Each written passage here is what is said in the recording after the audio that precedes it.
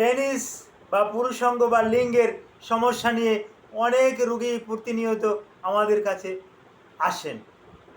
এর ভিতরে একটা সমস্যা এই পেনিসের এই বিশেষ করে মাঝখানেই এটা বেশি হয়। মাঝখানে গোটা গোটা লাগা, শক্ত হয়ে যাওয়া, ঠিক অনুরূপ যেমন আপনি একটা কলা খাচ্ছেন, দেখছেন কলাটা ভালো, কিন্তু কলাটা ছেলার পর উপরে দেখতেছেন কলার উপরে একটা শক্ত একটা আবরণ। ওটা এতটা শক্ত, ওটা ফেলে না দিলে আপনি কলাটা খেতে পারবেন না, বা ওটা যদি আপনার মুখে যায়ও তাহলে কষকষ। আশা করি ব্যাপারটা বুঝাতে পারছি। এরকমের শক্ত শক্ত, ওই কলার মতন এরকমের শক্ত শক্ত অনুভব হবে, এরকমের অনুভব হবে। এবং এরকমের সমস্যা নিয়ে আমাদের কাছে আসে, এবং লিঙ্গটা যদি উত্থান হয়, হ্যাঁ, তখন এই লিঙ্গটা ডান দিকে বাঁকিয়ে যায়, বাম দিকে বাঁকিয়ে যায়, নিচের দিকে বাঁকিয়ে যায়, অথবা লিঙ্গটা উপরের দিকে বাঁকিয়ে যায়। এই সমস্যাগুলো নিয়েই আমাদের কাছে আসে। চিকিৎসা বিজ্ঞানের ভাষায় এটাকে আমরা বলি প্যারোনিস ডিজিজ। আমি আবার বলছি, চিকিৎসা বিজ্ঞানের ভাষায় এটাকে বলি প্যারোনিস ডিজিজ। এই প্যারোনিস ডিজিজটা কিন্তু বিভিন্ন কারণে হতে পারে। এই কারণগুলো কিন্তু উল্লেখ করব।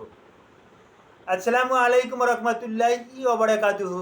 আমি ডাক্তার মীর শহীদুল ইসলাম। আমার চেম্বার শুভেচ্ছা 255, ঐতিহ্যবাহী শেখঘাট, সিলেট। গুগলে গিয়ে ডাক্তার মীর শহীদুল ইসলাম কথাটি লিখে সার্চ দিলে আপনি আমার সম্পর্কে বিস্তারিত তথ্য পেয়ে যাবেন। দর্শক শ্রোতা, আলোচনা করব প্যারোনিস ডিজিজটা কি, কেন হয়, এটা হলে করণীয় কি। জি, প্যারোনিস ডিজিজটা পুরুষাঙ্গ বা যৌন বা লিঙ্গ বা প্যানিস এর একটা রোগ। কোথায় হয়? এটা কর্পোরায় হয়। কর্পোরা কি? প্যানিসের দুইটা কর্পোরা আছে, একটা লেফট কর্পোরা, একটা রাইট কর্পোরা, এবং দুই কর্পোরার মাঝখানেও এটা হতে পারে। দেখতে কেমন?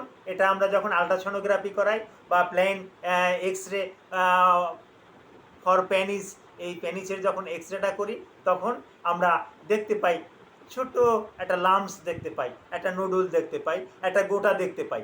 এই গোটাটা কি আমরা কিন্তু প্যারোনিস ডিজিজ বলি। এখন এটা কেন হয়, এটার কারণটা কিন্তু এখনও ইডিওপ্যাথিক আছে। তারপরে আসে আর একটা কারণ আছে জেনেটিক কারণ। যদি দাদার থাকে তাহলে আপনার হতে পারে, যদি আপনার বাবার থাকে তাহলে আপনার হতে পারে, আপনার বংশের যদি কারো থাকে তাহলে এটা কিন্তু এই প্যারোনিক ডিজিজটা কিন্তু হতে পারে। এই প্যারোনিক ডিজিজটা আরেকটা কারণে হয়, যদি প্যানিসে যদি কোনো আঘাত লাগে।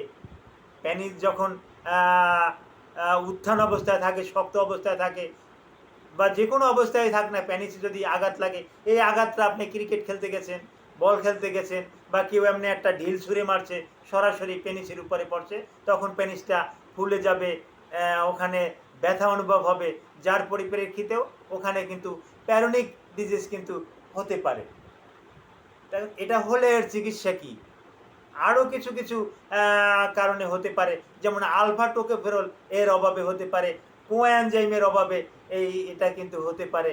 সদ্য কিন্তু এই জিনিসটা আবিষ্কার হয়েছে। আলফা টোকোফেরল কিন্তু গুরুত্বপূর্ণ একটা ভূমিকা রাখে। হ্যাঁ, তারপর আসে হরমোনাল ইমব্যালেন্সের পরিপ্রেক্ষিতেও কিন্তু এই প্যারোনিক ডিজিজটা কিন্তু হতে পারে। এখন আমরা রুগী দেখার পরে দেখি যে আসলে তার সমস্যাটা কি। যদি ঔষধের মাধ্যমে সেরে যায় তাহলে হ্যাঁ, যথেষ্ট। কোনো কোনো সময় লিঙ্গটা এত বক্র হয়ে যায়, ডানে বামে উপর নিচে এত বেশি বেশি বক্র হয়ে যায় যে তখন অপারেশন ছাড়া বিকল্প আর কোনো পথ থাকে না, কিন্তু প্রাথমিক পর্যায়ে ঔষধেই এটা ভালো হয়ে যায়।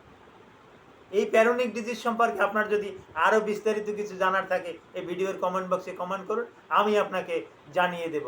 Thank you all.